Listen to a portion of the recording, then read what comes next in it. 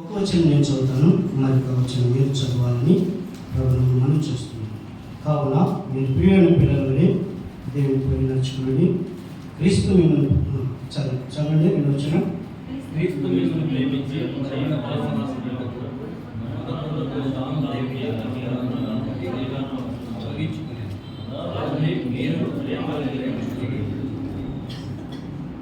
రెండవ వచనం మనం అందరం గట్టిగా ఒకసారి చదువుకుందాం. క్రీస్తు మిమ్మల్ని ప్రేమించి మన కొరకు తను దేవుడికి అర్పణగా బలిగా అప్పగించుకున్నాను. అలాగనే మీరు ప్రేమ కలిగి నడుచుకోండి. దేవుడు చదువుకున్న వాక్య భాగం ద్వారా మనకు మాట్లాడాలన్న చిన్న ప్రార్థన చేసుకుందాం. మహాపరిషుడుడా, జీవాధిపతి, దౌడవనుడా, రథవనుడా, అతి కాంక్షణీయుడా, అతి సుందరుడా, నీకు స్తోత్రాలు చెల్లిస్తున్నాం. అవునన్నా, నీవే మా పాపముల కొరకు బలి అయిన ప్రాణప్రియుడని, మా పాపములకు పరిహారం చెల్లించిన మా ప్రాణప్రియుడని, మా కొరకు మరణించి తిరిగి లేచిన మా ప్రాణప్రియుడని నేను జ్ఞాపకం చేసుకుంటూ నీకే స్తోత్రాలు చెల్లిస్తున్నాం. ఇదిగో మా తండ్రి, నీ సన్నిధిని ఆశించి వచ్చిన ప్రతి బిడ్డను పేరు పేరు దీవించండి. ఇవా మా ప్రియులకు నక్కలని మీరు ఎరుగుదురు, మా ప్రియుల కుటుంబాలు ఉన్న కొత్తలను మీరు ఎరుగుదురు. మీరే సహాయం చేయండి. మీరే మా ప్రియులను ఆదుకొని, మీరే మా ప్రియులను ఆదరించి, మీరే మా ప్రియులను ఆస్వాదించి, మీరే బలపరచుమని, మా సంఘంలో మా ప్రియులందరినీ మా ప్రియ కుటుంబాల నుంచి కాపాడి భద్రపరచుమని, రాలేని ప్రియులను దయతో మన్నించి మరొకసారి రానున్నట్లుగా మీ కృప దయచేయమని, ఇదిగో నాన్న నీ యొక్క వాక్పక్షంగా నిలబడి నేను ఎందుకు పనికిరాని వాడను తండ్రి, నన్ను మరుగుపరచండి, మీరే కనపడండి, మీరే మాట్లాడి, మీరే మహిమ పొందమని వాక్యమైన యేసు క్రీస్తు నామములో ప్రార్థిస్తున్నాం తండ్రి, ఆమేన్.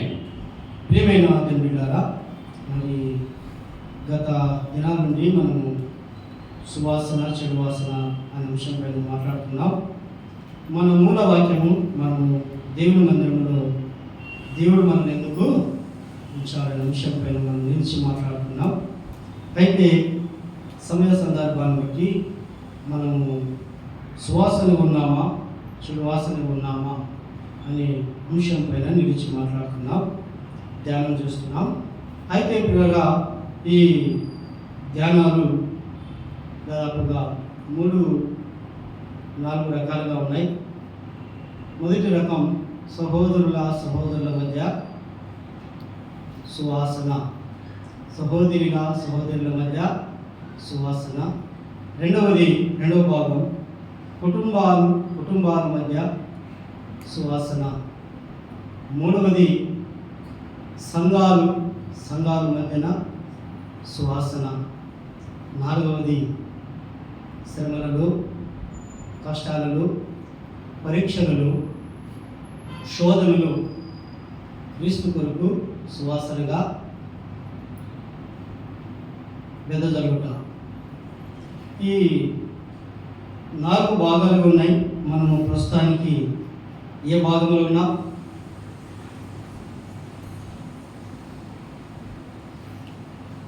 పౌలుతో జతపని వారు ఉన్నారు.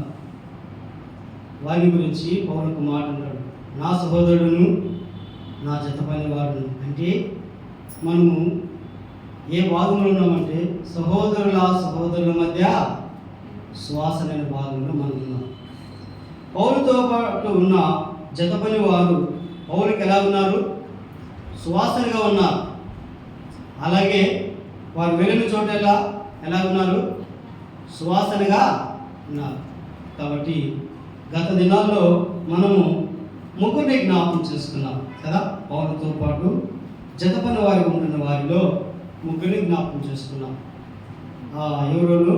మొదటిగా తిమోతి కదా.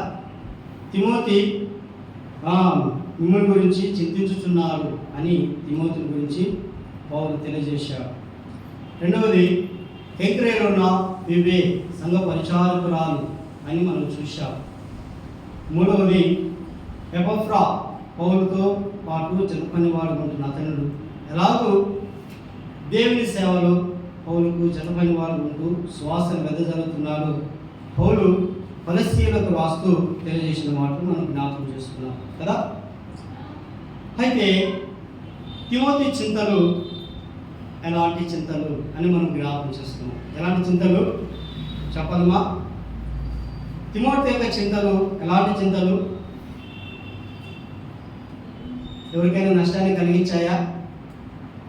ఎవరికైనా బాధ కలిగించాయా? ఎవరికైనా అన్యాయం చేశాయా? తిమోతి చింతలు ఇతరులకు మేలు కలిగిస్తున్నాయి, ఇతరులను ఆదరిస్తున్నాయి. తిమోతి చింతలు ఎంతో వేడికరంగా, తిమోతి యొక్క చింతలు శ్వాసలు ఉన్నట్లుగా మనం జ్ఞాపకం చేస్తున్నాం. అలాగే పరిశుద్ధ గ్రంథంలో కూడా కొందరు చింతలు కలిగి ఉన్నారని జ్ఞాపకం చేసుకున్నాం. దావీదు దేని విషయంలో చింత కలిగి ఉన్నాడు?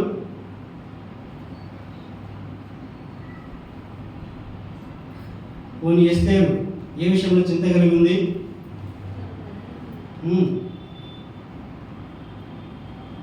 ఎవరి కోసం ఉపవాసం ఉంది? దావీదు నేను డేరాలలో ఉండగా, దావీదు యొక్క చింత ఏమిటమ్మా? దేవుని మందసంలో ఉండగా, మందసము గుడారంలో ఉండగా కదా దావీదు చింత. ఎస్తేరు యొక్క చింత, రాణి అయినా ఆమె యొక్క చింత ఏమి? నా ప్రజలు చనిపోతున్నారే అని ఆమె చింత. అలాగే నెహెమ్యా చింత, పడిపోయిన ప్రాకారాన్ని కట్టాలి. పౌలు చింత, సంఘములన్నిటిని గురించిన చింత. కాబట్టి ఇలాగూ కొన్ని చింతలు మనం చూశాం. వారి చింతలు దేవునికి మహిమ తెచ్చాయి. వారి చింతలు అక్కడున్న ఆత్మీయులకు ఆ ఆత్మీయ ఊరటను కలిగించింది. అయితే మన చింతలు ఎలాగున్నాయి? మన యొక్క చింతలు ఎలాగున్నాయి? సంఘంలో ఆయన అవయవాలుగా ఉంటున్న మనము, మన చింతలు ఎవరికి క్షమాన్ని కలిగిస్తున్నాయి, ఎవరికి ఆదరణ ఇస్తున్నాయి అనేది మన ఆత్మీయ జీవితానికి ఎంతైనా క్వశ్చన్ మార్క్గా ఉన్నది. అలాగనే ఫీబే అనగా వెలుగు, ప్రకాశించుట అని మనం జ్ఞాపకం చేస్తున్నాం కదా. వెలిగేది వేరే, ప్రకాశించేది వేరే. కాబట్టి మనము క్రీస్తు కొరకు వెలగాలి, వెలిగించాలి, ఇంకేం చేయాలి? ప్రకాశించాలి. మనము వెలగాలి, మనతో పాటు ఇతరులు కూడా వెలిగించాలి. అలాగే క్రీస్తు కోసం మనం ప్రకాశించాలి. ఏ విషయాలు మనం ప్రకాశించాలంటే ఒక మాట మనం చదువుకుందాం. కొండ మీద ప్రసంగంలో ప్రభు యేసు క్రీస్తు వారు మాట్లాడుతూ ఒక చిన్న మాట అన్నాడండి. మత్తయి సువార్త 5వ అధ్యాయం 16వ వచనం చదవండి. ఎవరైనా తీసిన వాళ్ళు. ఏ విషయాలు మనం వెలగాలంటే 5:16 మనుషులు మీ సత్క్రియలను చూచి పరలోకమందున మీ తండ్రిని మహిమపరచునట్లు వారి ఎదుట మీ వెలుగు ప్రకాశించును. ఏ వెలుగంట? మనుషులు మీ సత్క్రియలను చూచి పరలోకమందున మీ తండ్రిని మహిమపరచునట్లు. సత్క్రియలోని వెలుగు. ఫీబే ఆమె సత్క్రియలు చేసింది, అందుకే పౌలు సిఫారసు చేస్తున్నాడు. ఆమె ఒకప్పుడు అనేకులకు సహాయం చేసినది. ఆమె నాకును సహాయపడాలి, అయితే అవసరాన్ని బట్టి ఆమెకును మీరు సహాయం చేయండి అని ఒక సిఫారసు రాసి మరి పంపించినట్లుగా తెలియజేస్తున్నట్లుగా మనం చూస్తున్నాం. కాబట్టి ఫీబే సత్క్రియల్లో ప్రకాశించినటువంటి సహోదరిగా మనం చూస్తున్నాం. మనము కూడా మన ఆత్మీయ జీవితంలో, మన ఆత్మీయ కార్యాల్లో మనం కూడా సత్క్రియలను అలవర్చుకుంటూ కొన్ని జ్ఞాపకం చేసుకున్నాం కదా. ఎవరైనా వృద్ధులు వస్తే వారు తిరిగి వెళ్ళడానికి వారికి ఆటోకి ప్రాబ్లం అయితే వాళ్ళ ఆటో ఛార్జ్ మనం చూడాలి. ఎవరైనా దూరం నుండి వస్తే వారి భోజనాలు, అవసరతలు మరి మనం కూడా బాల్యభాగస్తులు అవ్వాలి అని మనము జ్ఞాపకం చేశాం కదా. కాబట్టి సత్క్రియల వెలుగును మనం ప్రకాశించాలి. అలాగే విశ్వాసం అనే వెలుగు, ప్రార్థన అనే వెలుగు, భక్తి అనే వెలుగు, నీతి అనే వెలుగు మనము ఈ లోకంలో క్రీస్తు కోసము వెలుగుతూ ప్రకాశించాలి. కాబట్టి అలాగూ మనం ప్రకాశించినప్పుడే పరలోకమందున మన తండ్రి మహిమపరచబడతాడని మనం చూస్తున్నాం. కాబట్టి మరి ఫీబే ఆమె ప్రకాశించబడినటువంటి సహోదరిగా, సంఘములో పరిచారకురాలుగా, సహకారిగా మరి ఆమె ప్రోత్సహించబడినటువంటి సహోదరిగా మనము చూస్తున్నాం. కాబట్టి ఈ సహోదరి మనకెంతో మాదిరి అని మనము జ్ఞాపకించుకుంటూ, ఈ సహోదరి యొక్క పరిచర్య అక్కడున్న సంఘానికి, అక్కడున్న విశ్వాసాలకు, సేవకులకు ఎంతగానో ఇచ్చుటలోను తీసుకుంటులోను సువాసనగా ఉన్న సహోదరిని పౌలు తెలియజేసినట్లుగా మనం చూస్తున్నాం. మంచిది. మూడవదిగా ఎపఫ్రా అనగా ఏంటి? ఉత్సాహము అని మనం జ్ఞాపకం చేసుకున్నాం కదా. ఎపఫ్రా అనగా ఉత్సాహము. ప్రియులారా, ఇతడు పేరు ఉత్సాహము, కానీ ఇతనిలో ఒకటి పోరాటము ఉన్నట్టుగా మనం చూస్తున్నాం. ఇతడు పోరాడుతున్న వ్యక్తిగా మనం చూస్తున్నాం. ఎవరి కోసం పోరాడుతున్నాడు? ఎందుకోసం పోరాడుతున్నారు? ఎవరి కోసం ప్రయాసపడుతున్నారు? ఎందుకోసమో ప్రయాసపడుతున్నారు. వీళ్ళరా, ఇతడు సహోదరుల కోసము పోరాడుతున్నాడు, సంఘాల కోసము పోరాడుతున్నాడు. ఇతడు సహోదరుల యొక్క క్షేమం కోసము ప్రయాసపడుతున్నాడు. ఇతడు సంఘాల కోసము ప్రయాసపడుతున్నాడు. కావాలంటే మీరు ఫిలిప్పీ పత్రిక ఆఖరి అధ్యాయంలో మనం వచనాలు మనం చదువుకోండి. అతని గురించి కొన్ని వచనాలు మనం చూద్దాం రండి. అతడు ఎంతగా పోరాడుతున్నాడు, ఎలా ఉంటున్నాడు.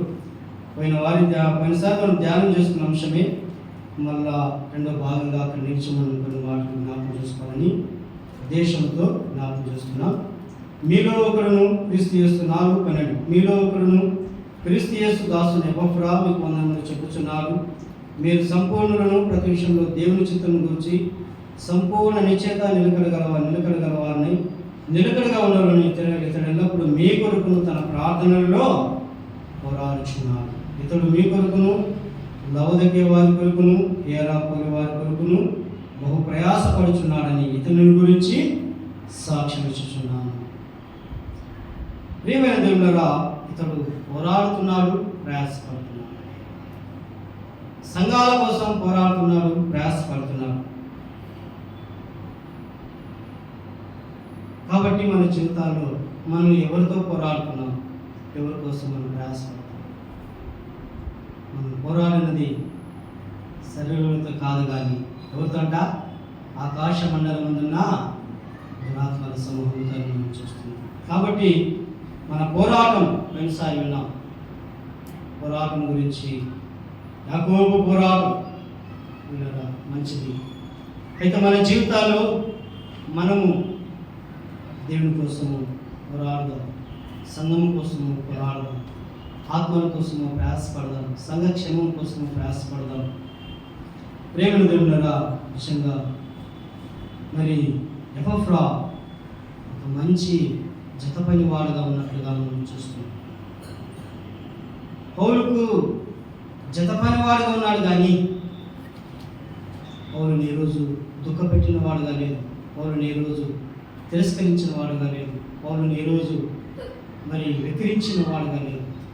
పౌలుకు జత పనివాడుగా ఉన్నాడు, సహోదరుడుగా ఉన్నాడు, సహకారిగా ఉన్నాడు, పోరాడువాడుగా ఉన్నట్లుగా మనం చూస్తున్నాం. అయితే పిల్లల ప్రార్థనలు మరొక మాట మనం జ్ఞాపకం చేసుకుందాం. అతడు మీ కొరకును పోరాడుతున్నాడు. దేనిలో అంటే ప్రార్థనలు. ఉదయకాలం నేను మిమ్మల్ని ఒక మాట అడుగుతున్నాను. మనము ప్రార్థనలు మొదటి లైన్లో ఎవరి కోసం, ఎవరి పేర్లు పెట్టి మనం ప్రార్థన చేస్తున్నాం, ఎవరి పేర్లు పెట్టి మనం వారి కోసం పోరాడుతున్నాం కదా. చాలాసార్లు మన కోసం కదా. ఫస్ట్ దేవా నా కుటుంబాన్ని కాపాడు, దేవా నా పిల్లలను కాపాడు, దేవా నన్ను కాపాడు, దేవా నా ఉద్యోగాన్ని కాపాడు, దేవా నాకు ఇచ్చిన సంతానాన్ని కాపాడు. ఇది మనం ప్రార్థన చేస్తాం. ఎపఫ్రాని అడిగితే నా కోసం నేను ప్రార్థన చేసుకోవట్లేదు, మీకోసం నేను ప్రార్థన చేస్తున్నాను, నా సంఘస్థుల కోసం నేను ప్రార్థన చేస్తున్నాను, నా ఆత్మీయుల కోసం నేను ప్రార్థన చేస్తున్నాను, నాకు తెలిసినటువంటి దేవుని సేవ కోసం నేను ప్రార్థన చేస్తున్నాను, వారి కోసం నేను ప్రయాసపడుతున్నా అని ఎపప్రా మరి సమాధానం చెప్తున్నట్లుగా మనం చూస్తాం. ప్రేమేంద్రులారా, మన జీవితాల్లో మనము ప్రార్థన అనేది మనకు చాలా ప్రాముఖ్యమైనది. అయితే నువ్వు చేసే ప్రార్థనలో ఎలాగో ప్రార్థన చేస్తున్నావు, ఎవరి కోసం మనం ప్రార్థన చేస్తున్నాం అనేది చాలా ప్రాముఖ్యమైనది. అయితే ప్రేమేంద్రులారా, యోబుని అడిగితే అంత కష్టాల్లో ఉంటూ, అంత బాధల్లో ఉంటూ, శరీర బలహీనతతో, శరీర రోగంతో ఉంటూ, ఆస్తులన్నీ కోల్పోయి, పిల్లలన్నీ కోల్పోయి, గొర్రెలన్నింటిని కోల్పోయినప్పుడు తాను దేవుని కొరకు సత్య సాక్షిగా ఉంటూ, దేవుని యందు విశ్వాసం కలిగి, భక్తి కలిగి సాగుతూ తాను ఎవరి కోసం ప్రార్థన చేశాడు అని మనం చూసినట్లయితే, యోబు తన స్నేహితుల కోసము ప్రార్థన చేయలేదా అని మనం చూస్తున్నాం. ఎవరి కోసం ప్రార్థన చేశాడమ్మా? 42వ అధ్యాయంలో యోబు తన స్నేహితుల కోసం ప్రార్థన చేయగా మరలా అతని క్షేమాస్థితిని దేవుడు అతనికి దయచేశాడు. కాబట్టి యోబు ఆ క్లిష్ట పరిస్థితుల్లో, ఆ భయంకరమైనటువంటి బాధల్లో, ఆ నిరాశ నిస్పృహ స్థితిలో ఉంటూ కూడా తను ఎవరి కోసం ప్రార్థన చేస్తున్నాడండి? దేవుని మరి నామమున తనను బాధ పెట్టినటువంటి తన స్నేహితుల కోసము ప్రార్థన చేసినట్లుగా మనం చూస్తున్నాం. ప్రేమలులారా, నిజంగా మనము ఇతరుల కోసము ప్రార్థించడమే మన యొక్క క్షేమం. ఇతరుల యొక్క క్షేమం కోరి వారి కోసము మనం కన్నీళ్లు కార్చడమే మన యొక్క క్షేమం. ఎపఫ్రా నిజంగా తన కోసం ఏమని ప్రార్థన చేసుకున్నాడో తెలియదు, కానీ పౌలు అతని గురించి ఒక మంచి శ్వాసం వేదనిస్తున్నాడు. ఇతను మీ కొరకును లౌదేక వారి కొరకును బహు ప్రయాసపడుచున్నాడు. ఇతను మీ కొరకు పోరాడుచున్నాడు. సంఘం క్షేమంగా ఉండాలంటే సంఘస్థులు పోరాడాలి.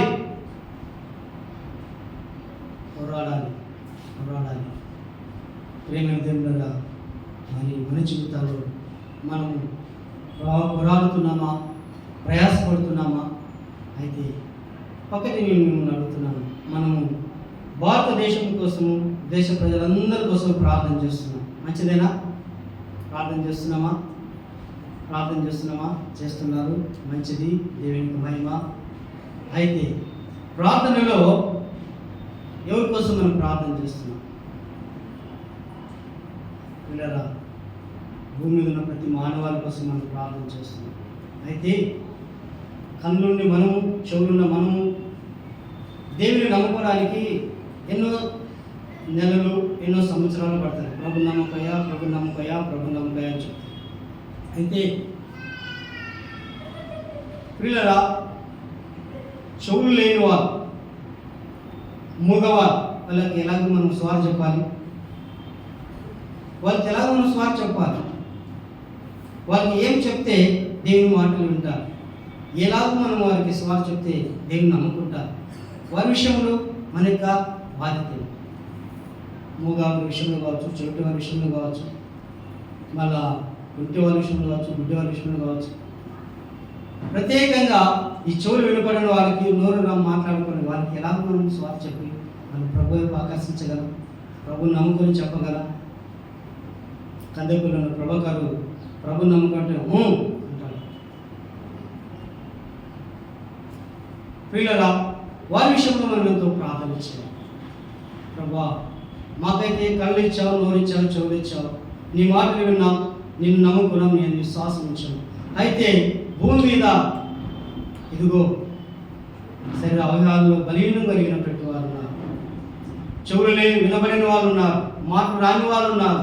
వారికి నీ మాటలు ఏమని చెప్తే వాళ్ళు అర్థం చేసుకుంటారు, ఎలాగో చెప్తే వాళ్ళు నిన్ను నమ్ముకుంటారు. వారు నరకానికి వెళ్ళడానికి ఇష్టం లేదు కదా ప్రభా, వారిని ఎలాగైనా రక్షించుకో అని మనం వారి కోసం నువ్వేం చేయాలి? ప్రేమ లేదా మరి మీరు ఎంతవరకు ప్రయత్నం చేస్తున్నారు, ఎంతవరకు ప్రార్థన చేస్తున్నారు నాకు తెలియదు. కానీ ఈ మధ్యనే మూగ వాళ్ళకి సైగా చేస్తే అర్థమయ్యేటట్లుగా ఒక గ్రూప్ తయారు చేసిన. మరి నేను చూస్తున్నాను, ఒక పిల్లవాడు మూగ సైగా వీడియో కాల్లో చూస్తున్నాడు. తనకు మాటలు రావు, తను మాట్లాడలేడు. ఆ మూగ సైగలతో చేస్తుంటే ఆ పక్క వాడు కూడా సైగా చేస్తున్నాడు. ఆ పక్క వాడు కూడా ఆ సైగ వేయడానికి అర్థమైపోతుంది. చూడండి, ఇలాంటి టీం బయలుదేరి వాళ్ళకి ట్రైనింగ్ ఇచ్చి దేవుని నమ్మకం దగ్గరగా చేస్తున్నది. కాబట్టి మనం కూడా అలాంటి వారి కోసం మనం ప్రార్థన చేయాలి. దేశంలో ప్రభు యొక్క ఆశ ఏమిటి? ఏ ఒక్కరూ నశించుట నాకు ఇష్టం లేదు. అయితే మనవంతుగా మనము మరి ప్రత్యేకంగా గుడ్డి వారి కోసం, చెవిటి వారి కోసం, మూగవారి కోసం, మూడవదిగా పిచ్చివారి కోసం, వీళ్ళరా పిచ్చివారికి మనము ఎలా సువార్త చెప్పగలం? చాలా మనందరి భారం అది. పిల్లల మరి పిచ్చి వాళ్ళని వెంటనే వాళ్ళని ఆకర్షించుకోవాలంటే, వారికి సంతోషం కలిగించే మాట చెప్తే మనం చెప్పే ఎన్ని మాటలైన వాళ్ళు వింటారు. కాబట్టి పిచ్చి వారి కోసం మనం ప్రార్థన చేయాలి. ఈ లోకంలో ఉన్న ప్రతి ఒక్కరి కొరకు మనము ప్రార్థన చేయాలి. కాబట్టి ఎపఫ్రా పౌలు అంటున్నాడు కదా తిమోతికి రాస్తూ, మనం నెమ్మదిగాను సుఖంగాను బ్రతకాలంటే మనుషులందరి కొరకును, రాజుల కొరకును, అధికారులందరి కొరకును ప్రార్థన చేయాలి. మనం దేవుని ప్రజలుగా ఉంటున్న మన ప్రార్థన స్థలాల్లో మనం దేశంలో నశించుతున్న ప్రజల కోసం ఎపఫ్రా వలె ప్రార్థనలో మనం పోరాడాలి. మీకు ఇవ్వబడిన సమయంలో మనం ప్రార్థనలో ప్రభుతో పోరాడాలి. సంఘం కోసం మనం పోరాడాలి. సంఘంలోని కుటుంబాల కోసం మనం పోరాడాలి. సంఘ క్షేమం కోసం మనం పోరాడాలి. మన ఆత్మీయ ఎదుగుదల కోసం మనం పోరాడాలి. కాబట్టి ఎపఫ్రా ప్రార్థనలో పోరాడువారు అని మనం చూస్తున్నాం. అయితే పిల్లరా, ఎపఫ్రా అనగా ఉత్సాహము. ఏమిటి? ఉత్సాహము. ప్రేమ దేవునరా, మరి సచిన్ టెండూల్కర్ ఉన్నారు. 4 ఎలా కొట్టారో పిల్లలు చూస్తారు. పిల్లలు కూడా అదే ఉత్సాహం వస్తుంది. సచిన్ ఎలా కొట్టాడు, అలాగే నేను బ్యాట్ ఊపి 4 కొట్టాలి. సచిన్ ఎలా 6 కొట్టాడు, అలాగే నేను కూడా బ్యాట్ ఊపి 6 కొట్టాను. ఆ ఉత్సాహం అదొక ఉత్సాహం పిల్లలకి. అంతేకాదు మనకు కూడా ఒక ఉత్సాహమే. అలా ఉంటే బాగుంటుంది, ఇలా చేస్తే బాగుంటుంది, ఒక ఉత్సాహం. ఎపఫ్రా మరి ఉత్సాహం కలిగించే వాళ్ళగా ఉన్నట్లుగా మనం చూస్తున్నాం. మన ఆత్మీయ జీవితంలో మనము ఉత్సాహంగా ఉంటూ ఇతరులు కూడా మనం ఉత్సాహాన్ని కలిగించే వాళ్ళగా మనం ఉండాలి. మన ఆత్మీయ జీవితం ద్వారా ఇతరులు ఉత్సాహించబడాలి. మన ప్రార్థన జీవితం ద్వారా ఇతరులు ఉత్సాహించబడాలి. మన ఆరాధన ద్వారా ఇతరులు ఉత్సాహించబడాలి. అవును బ్రదర్, నేను కూడా ఆయనలాగానే ప్రభుని ఆరాధించాలి. నేను కూడా ఆయనలా ఉన్న దేవుడి కొరకు ప్రార్థన చేయాలి. దేవుడరా, భక్తు సింగ్ అంకుల్ని చూసినప్పుడు ఒకే ఒకటి నేను నేర్చుకున్నది, అతడు మోకాలుని ప్రతి సమస్య కొరకు ప్రార్థన చేసేవాడు. ప్రతి చిన్నదాని కొరకు ప్రార్థన చేసేవాడు. ప్రభు ఆకులు కరుగుతున్నాను, నాకు చక్కగా తరగడానికి నాకు నేర్పించు. కసువు నవ్వుతున్నాను, నాకు చక్కగా కసువు నవ్వడానికి నాకు. వంట చేస్తున్నాను, చక్కగా వంట చేస్తున్నాను. కటింగ్ షాప్కి వెళ్తున్నాను, నాకు చక్కగా కటింగ్ చేయాలి. ప్రతి చిన్నదాని కొరకు ప్రార్థన చేసేవాడు. వీళ్ళగా నిజంగా అంకుల్ చూసి నేను కూడా అలాగే ప్రార్థన చేసుకోవాలని ఉత్సాహం నాకు కలిగింది. భక్తులను చూసి మనకు కూడా ఉత్సాహం రావాలి. పౌలును చూసి సువార్త ప్రకటించాలని ఉత్సాహం రావాలి. దావీదును చూసి మనం కూడా ఉత్సాహం కలిగి దేవుని సన్నిధికి రావాలి. ప్రేమగా మరి బైబిల్ గ్రంథంలో ఎంతోమంది ఉత్సాహాన్ని కలిగించి అనేకులను దేవుని వైపు ఆకర్షించిన వారు ఉన్నారు. ఎపఫ్రా అనగా ఉత్సాహం. మనం ఉత్సాహంగా ఉన్నామా? ఆరాధనకు వస్తున్నామా? దేవుని మందిరానికి వస్తున్నామా? ఉత్సాహంగా ఉన్నామా? ఏమయ్యా వచ్చాను, ఎన్నో శోధనలు ఉన్నాయి, ఎన్నో తొందరలు ఉన్నాయి, ఎన్నో అనారోగ్య పరిస్థితులు ఉన్నాయి. దేవుని మందిరానికి వస్తున్నాను, తిరగట్లేదే, సాలో అవట్లేదే, ఆరోగ్యం కుదరట్లేదే, అది నిరుత్సాహం. దేవుడు ఒక మాట ఉన్న దేవుడు, మిమ్మల్ని పిలిచిన వాడు నమ్మదగిన వాడని. ఎవరైనా నమ్మదగిన వాడు. పౌలు తెస్సలోనికైన ఒక మాట అన్నాడు, మనము నమ్మదగిన వారు కానీ కాకపోయినను ఆయన నమ్మదగిన వాడు అంటాడు. అంత అద్భుతమైన మాట. ఆయన నమ్మదగిన వాడు. మనం ఎవరంట? మనం నమ్మదగిన వారు అంట. ఇక్కడ ఒక మాట అంటాం, బయట వెనక ఒక మాట అంటాం, తర్వాత వచ్చేవాళ్ళు. కాబట్టి మనం నమ్మదగిన వారు కాదు. అయితే దేవుడు మనం నమ్మి, దేవుడు మన కోసం తన రక్తం కాచి ప్రాణం పెట్టి తిరిగి లేచి మనల్ని తన బిడ్డలుగా మార్చుకోవడానికి తన ప్రేమను, తన కృపను, తన దీర్ఘశాంతాన్ని మన పైన కుమ్మరించాడు. మనము నమ్మాలి, ఆయన కొరకు మనం నమ్మకంగా ఉంటాం. అందుకే పౌలు దేవుడు స్మరణ సంఘానికి రాస్తూ ఒక మాట అన్నాడు, మరణం వరకు నమ్మకంగా ఉండము, నేను నీకు జీవకిరీటము. ఎంత గొప్ప మాట. కాబట్టి మనం ప్రభు నమ్మే రీతిలో మనం ఉండాలి, ప్రభు మెచ్చుకునే రీతిలో మనం ఉండాలి.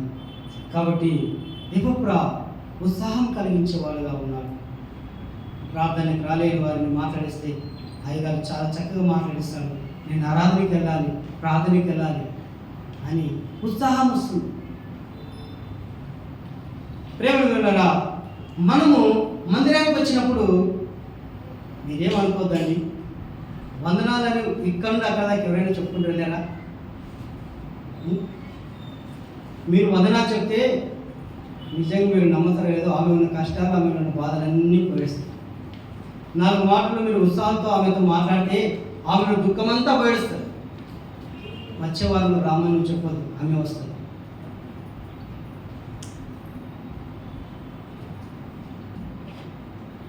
మనకిష్టమైన వందనాలు చెప్పడం, తర్వాత మనం పక్కన పోతుంది. అది మనలో దేవుని యొక్క ప్రేమ, దేవుని యొక్క ఆత్మీయత మనం ఎక్కడ చూపించుకుంటాం? నేను మన మందిరానికి వస్తాం, ఒకరి తర్వాత అమ్మ ఎలా ఉన్నావు, అన్న ఎలా ఉన్నావు, చాలా సంతోషం మీరు దేవుని మందిరానికి వచ్చారు, అలాగే ఆదివారం రండి అని సంఘమంతా పలకరిస్తే నెక్స్ట్ వచ్చే ఆదివారం రాడైనా తప్పకుండా వస్తాడు, తప్పకుండా వస్తాడు. అలా ఉత్సాహం చూపడం ద్వారా ఎన్నో ఆత్మలు దేవుని మందిరాన్ని ఆకట్టగలం.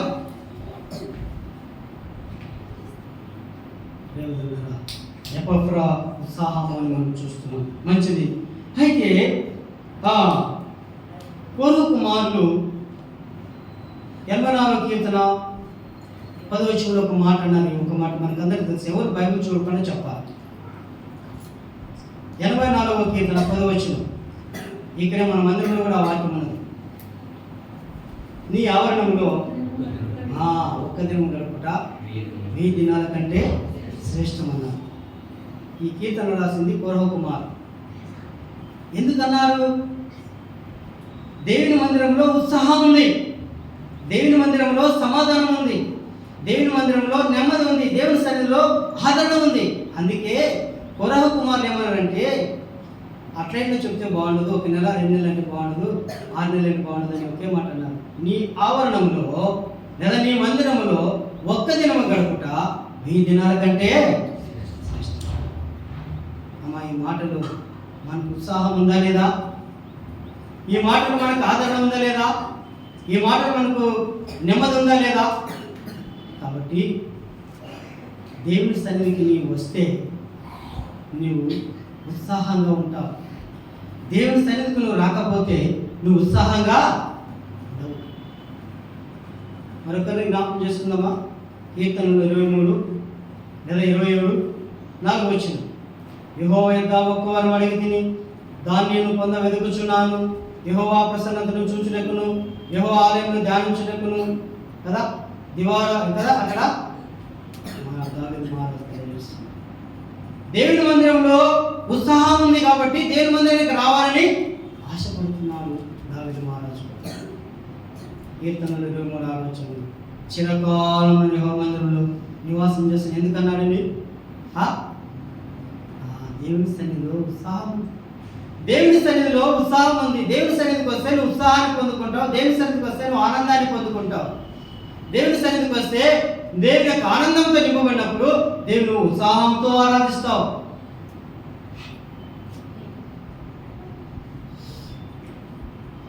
అలా పాట కాదు, ఆ పక్క సహోదరుడు ఆమె అనేక లేదు, మీరు ఉత్సాహం ఉంటే అప్పుడు ఆరాధన ప్రారంభిస్తావు. పాట పాడినా, స్తుతులు చెల్లించి సమయం అయిపోయినా నువ్వు ఆరాధనలో ఎత్తట్లేదంటే నీళ్ళేమి లేదు, మౌనం ఉండటే స్తుతి చెల్లించడం మంచిదే. కానీ సహోదరులుగా మనం కొద్దిమంది ఉన్నప్పుడు అందరూ దేవుణ్ణి రెండు మాటల చేత దేవుని ఆరాధించడం ఎంతో దేవునికి మహిమ. కాబట్టి దేవుని సన్నిధికి వస్తే దేవునికి ఉత్సాహం మనలో ఉంటుంది అనే సత్యాన్ని మనం గమనిస్తాం. కాబట్టి పూర్వ కుమారులు దేవుని సన్నిధి ఉత్సాహాన్ని తెలియజేస్తూ ఒకే ఒక మాట అన్నారు, నీ ఆవరణలో ఒక దినం గడపట 1000 దినాల కంటే శ్రేష్టం. అలాగే యోహాను సువార్త 4వ అధ్యాయానికి వెళ్ళినట్లయితే అంతకు ముందుగా ప్రకటన గ్రంథానికి వెళదాం. పరలోకములో ఎవరెవరు ఆరాధన చేస్తున్నారు? దూతలు, 24 పెద్దలు, గొప్ప సమూహము మరి దేవుని ఆరాధిస్తున్నట్లుగా మనం చూస్తున్నాం. ఏమని ఆరాధన చేస్తున్నారు వాళ్ళు?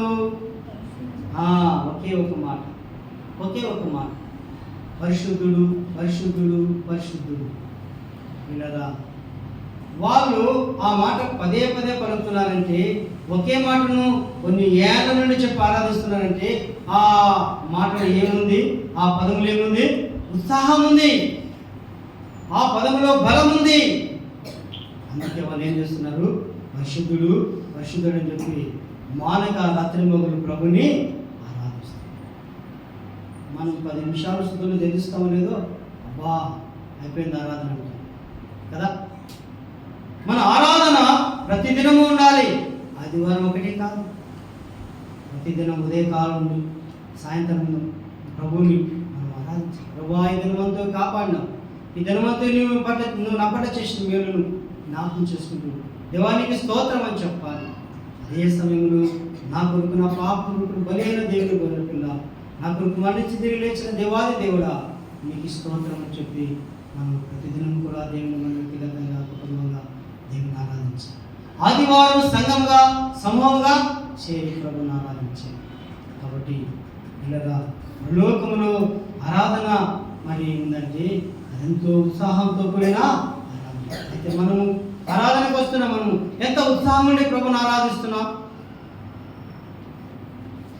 కాబట్టి ఆరాధన నీ ఉత్సాహం ఉన్నావు లేదు, నీ ఆరాధన మరి చేసే విధానంలో తెలిసిపోతుంది. కాబట్టి మన జీవితాల్లో ఎపఫ్రా వలె ఉత్సాహాన్ని కలిగించే వారిగా ఉండాలి. మన ఆరాధన ద్వారా, మన ప్రార్థన ద్వారా ఇతరులు ఉత్సాహించబడి అలాగ ఫాలో అవ్వాలి, అలాగ అనుసరించాలి, అలాగూ నడవాలి. మరొకరిని మనం చూద్దాం. యోహాను సువార్త 4వ అధ్యాయం. యోహాను సువార్త 4వ అధ్యాయం.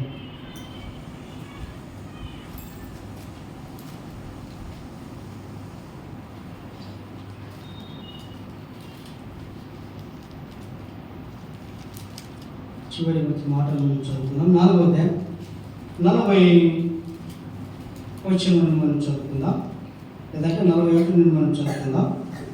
40 నుండి చదువుకుందాం. ఆ సమయంలో ఆయన దగ్గరకు వచ్చి తమ యొద్ద ఉండమని ఆయన వేడుకొని కనుక ఆయన అక్కడ 2 దినములు ఉండేను. కొంచెం 39 కదా, నేను చేసినవన్నీ నాతో చెప్పిన సాక్ష్యం ఇచ్చిన స్త్రీ యొక్క మాటను బట్టి ఆ ఊరిలోని సమరీలలో అనేకులు ఆయనందు విశ్వాసం ఉంచారు. ఇది మొదటి భాగం. ఊరి వారందరూ రావడానికి సమర స్త్రీ మార్గదర్శకురాలైంది, ప్రభువును విశ్వసించడానికి మార్గదర్శకురాలైంది. అయితే వారు మరి 40వ వచనం మనం చదువుకుందాం. ఆ సమరయులు ఆయన దగ్గరకు వచ్చి తమ యొద్ద ఉండమని ఆయనను వేడుకొనేది కనుక ఆయన అక్కడ 2 దినములు ఉండెను. మరొకసారి మనం చదువుకుందాం. ఆ సమరయులు ఆయన వద్దకు వచ్చి తమ యొద్ద ఉండమని ఆయనను వేడుకొనేది కనుక ఆయన అక్కడ 2 దినములు ఉండెను. ఇప్పుడు నేను మిమ్మల్ని అడుగుతాను, ఎందుకు అక్కడ యేసుప్రభు 2 దినాలు రాసి వచ్చింది? పోనీ వాళ్ళు ఎందుకు అడుగుతున్నారు యేసుప్రభుని, మాతో మా ఊరిలో 2 దినాలు ఉండాలి?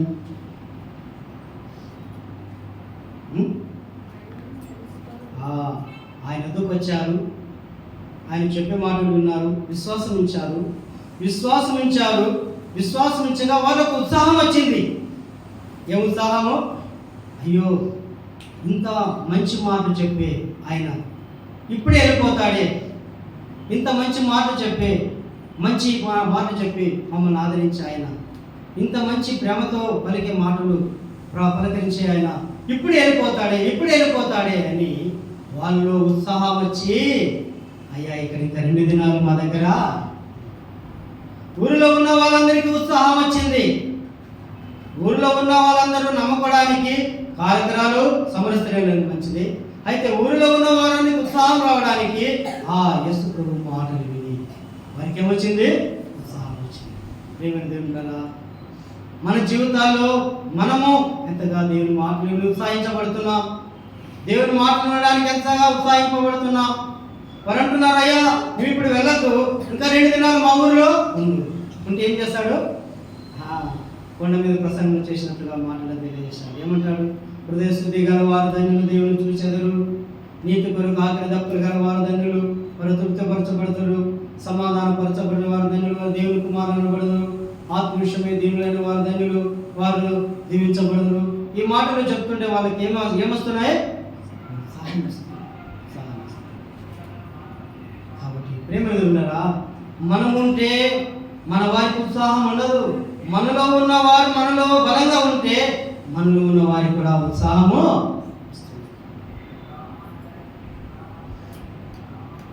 అందుకే ఒక మాట రాశాడు, పైకి భక్తి గలవారండి దాని శక్తిని అసంచున్నారు.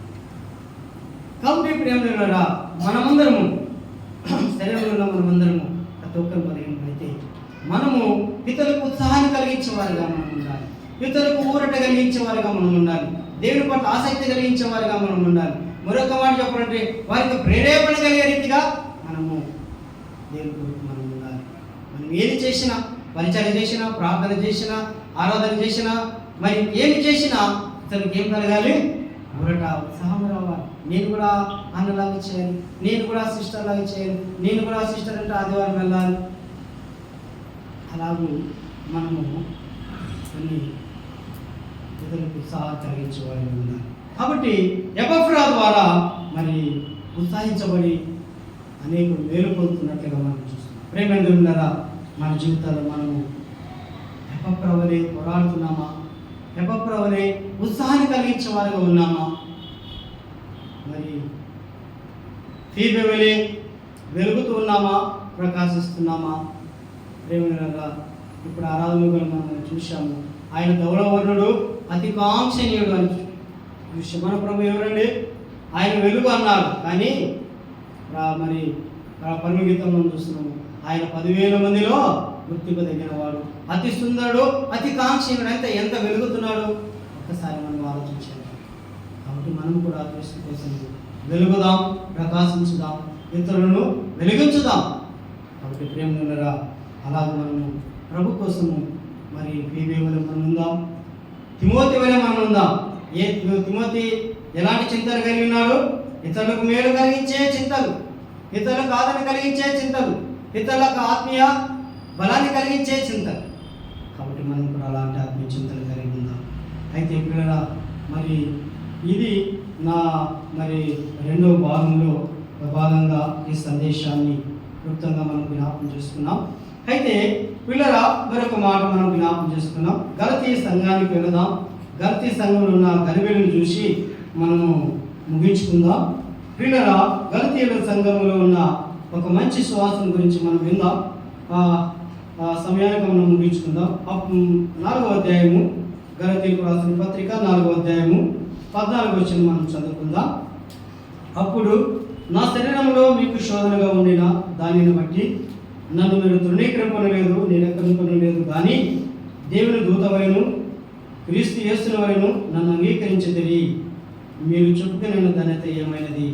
శక్యమైతే మీ కన్నులు ఊడబీకి నాకు ఇచ్చి వేసి ఇందురని మీ పక్షమున సాక్ష్యము పలుకుచున్నాను. గలతీ 4వ అధ్యాయము 14 నుండి 15 వరకు మనం చదువుకున్నాం. ఇక్కడ గలతీల పట్ల పౌలుకున్న ఆవేదన, పౌలుకున్న బాధ, పౌలుకున్న తీవ్రత అని మనం చెప్పుకోవచ్చు. ఎందుకు పౌలుకు బాధ అంటే, గలతీయులు ఒకప్పుడు ఎలా ఉన్నారంటే చూద్దామా. గలతీయులు ఎలా ఉన్నారంటే ఒకప్పుడు 5వ అధ్యాయం 7వ వచనంలో చూడండి. 5వ అధ్యాయం 7వ వచనం ఏమంటున్నాడు? మీరు బాగుగా పరిగెత్తుచుంటిరి, సత్యమునకు అవిధేయులు కాకుండా మిమ్మల్ని ఎవడు అడ్డగించింది. గలతీయులు మంచి ఆత్మీయులే, మంచి ప్రార్థన పరులే, మంచి విశ్వాసులే, మంచి భక్తి పరులే, మంచి సంఘస్థులే. అయితే వీళ్ళ వారిలోనికి ఒకరు పడిపోయారు. సున్నతి ధర్మశాస్త్రము, సున్నతి బోధలు వారిలో పడినప్పుడు వారు గలిబిలై ఒక్కరికిక్కిరై వీళ్ళరా మరి వారి విశ్వాసం నుండి మరి బలహీనం అయిపోతున్నట్టుగా మనం చూస్తున్నాం. అందుకే 3వ అధ్యాయంలో ఒక మాట అంటాడు వాళ్ళ గురించి గద్దిస్తూ, ఓ అవివేకులైన గలతీయులారా, మిమ్మల్ని ఎవడు భ్రమ పెట్టను, ఎవరు మాట నింది ఎందుకు మీరు భ్రమపడుతున్నారు? నేను మీకు అక్కడ అంటున్నాను చూడండి, సిలువబడిన క్రీస్తును మీ ముందు ప్రదర్శించి తిని కదా, మీకు బోధించి తిని కదా, ఎందుకు మీరు మరలా భిన్నమైన బోధల వైపు, భిన్నమైన సువార్త తట్టు మీరు తిరుగుతున్నారు అని వారి విషయంలో మాట్లాడుతూ ఒకప్పుడు మీరు మంచి సువాసన కలిగి ఉండ్రి, దేవుని నమ్ముకున్నప్పుడు మీరు మంచి సువాసన కలిగి ఉండ్రి. ఎలాంటి సువాసన అంట చూడండి, అక్కడ అంటున్నాడు 14వ వచనం చదవండి. 4:14. ఇప్పుడు నా శరీరంలో మీకు శోధనగా ఉండిన దానిని బట్టి నన్ను మీరు తృణీకరింపలేదు, నిరాకరింపనైనను లేదు, కానీ దేవుని దూత వలను క్రీస్తు యేసును వలను నన్ను అంగీకరించింది. ఇక్కడ మనం చూస్తున్నాం వాళ్ళు ఎలాగ ఉన్నారంట. పౌలు విషయంలో ఎలాగ ఉన్నారంటే దేవుని దూత వలె వాళ్ళు చేసుకున్నారంట, క్రీస్తు యేసుని వలె అంగీకరించారు. పౌలా, అవును ఈయన దేవుని దూత లాంటి వాడు, పౌలా ఇతడు క్రీస్తు యేసు లాంటి వాడు అని చెప్పి అతను అంత ఆప్యాయత, ప్రేమ, విశ్వాసం కలిగినటువంటి వాళ్ళు అని మనం చూస్తున్నాం. ఇంకేమంటున్నాడంటే 10వ వచనంలో మరి ఏమంటున్నాడు? మీరు చెప్పుకున్న ధన్యత ఏమనేది, శక్యమైతే మీ కన్నులు ఊడబీకి నాకు ఇచ్చివేసి. ఏం సాక్ష్యం ఇస్తున్నాడు ఏం సాక్ష్యం ఇస్తున్నాడు పౌలు వారి గురించి? అవసరమైతే మీ కన్నులు ఊడబీకి నాకు ఇచ్చివేసిందురు. నా శరీరాన్ని బట్టి నేను బలహీనంగా ఉన్నప్పుడు మీరు నన్ను తృణీకరించలేదు, నిరాకరింపలేదు, దేవుని దూతలాగా నన్ను చూసుకుండ్రి, క్రీస్తువుని నన్ను అంగీకరించితిరి. అవసరమైతే మీరు నా కోసం మీ కన్నులు ఇవ్వడానికి సిద్ధంగా ఉండ్రి అని పౌలు వారి యొక్క సువాసన గురించి నేర్చుకుంటూ రాస్తున్నాను. ప్రియమైన ఈ భాగంలో ఎందుకు మీ కన్నులు నాకు ఊడబీకి ఇచ్చివేసి ఎందుకు అన్నాడు పౌలు? ఎందుకన్నాడు?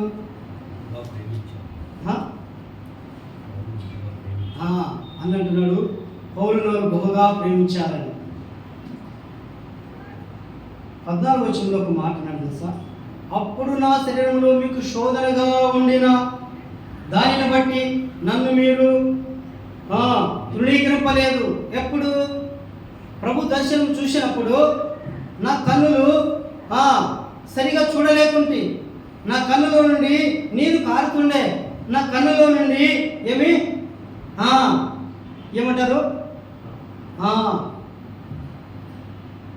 కిసురు వస్తుంది. ఇవన్నీ తుడుచుకుంటూ మీకు స్వార్థ చెప్పినాను.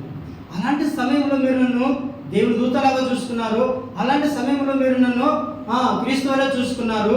వీలైతే నా కన్నుల యొక్క బాధను చూసి మీరు మీ కన్నులే నాకు ఇవ్వడానికి సిద్ధంగా ఉంది. ఓ గలతీయులారా, ఓ విశ్వాసులారా, ఓ దేవుని సంగమా, ఎందుకు మీరు అవివేకులు అవుతున్నారు? మొదట ఆత్మానుసారంగా ఆరంభించి శరీరానుసారంగా ముగిస్తున్నారు. చాలా మాటలు పలుకుతున్నాడండి వాళ్ళ గురించి. వాళ్ళని మార్గంలోని తేవడానికి ఎవరెవరో తీసుకొస్తున్నాడు. అబ్రహామును తీసుకొస్తున్నాడు, రాహాబును తీసుకొస్తున్నారు, తనతో పాటు ఉన్న తీతును తీసుకొస్తున్నారు వాళ్ళకి బుద్ధి నేర్పడానికి.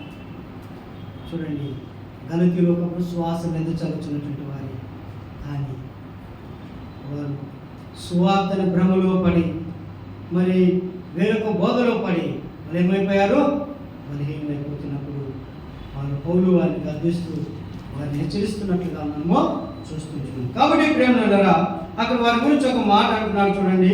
ఏమంటున్నాడంటే, నేను మీతో నిజం 16 వచనం, నేను మీతో నిజమాడినందున మీకు శత్రువునైతినా వారు మీ మేలు కోరి మిమ్మల్ని ఆసక్తితో వెంటాడు వారు కాదు.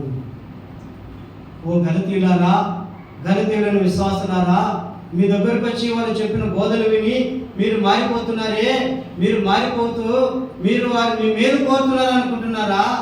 వారు మీ మేలు కోరువారు కాదు, వారు మీ క్షేమం కోరువారు కాదు అంటూ పౌలు తెలియజేస్తున్నాడు. మీరే తమను వెంటాడవని మిమ్మల్ని బయటకు త్రోసివేయా గురువారు. జాగ్రత్త, మీ దగ్గరకు వస్తున్న వారి విషయంలో మీరు జాగ్రత్త. వారు మీ మేలు కోరువారు కాదు, మీ క్షేమం కోరువారు కాదు. మిమ్మల్ని త్రోసివేసేవారు, మిమ్మల్ని తృణీకరించేవారు, మిమ్మల్ని కించపరిచేవారు అని పౌలు గలతీ సంఘానికి హెచ్చరిస్తూ రాస్తున్నట్టుగా మనం చూస్తాం. ప్రేమలున్నారా, ఈనాటి దినాల్లో మనము కూడా గలతీల సంఘం నాటి స్థితిలో మనం ఉన్నామా? ఒక్కసారి ఆలోచించేద్దాం. మొదట ఆత్మానుసారంగా ఆరంభించి శరీరానుసారంగా ముగింపుమాని మనం చూస్తున్నాం. ఒకట ప్రభు నమ్ముకున్నప్పుడు మనం ఎలా ఉన్నాం, మన ఆత్మీయత ఎలా ఉంది, ప్రార్థన జీవితం ఎలా ఉంది, బాప్తిజం తీసుకున్నప్పుడు ఎలా ఉంటుంది, తీర్మానం చేసుకున్నప్పుడు ఎలా ఉంటుంది, ఇప్పుడు ఎలా ఉంది? అప్పటికి చాలా వ్యత్యాసంగా కనపడుతుంది. అప్పుడు బాగా ప్రార్థన చేసుకునేవాళ్ళు, బాగా ప్రార్థన చేసుకోలేకపోతున్నారు. అప్పుడు బాగా వాక్యం చదివేవాళ్ళు, ఇప్పుడు బాగా వాక్యం చదవలేకపోతున్నారు కదా. మనం కూడా గలతీ లాంటి స్థితిలో వెళ్ళినట్టు.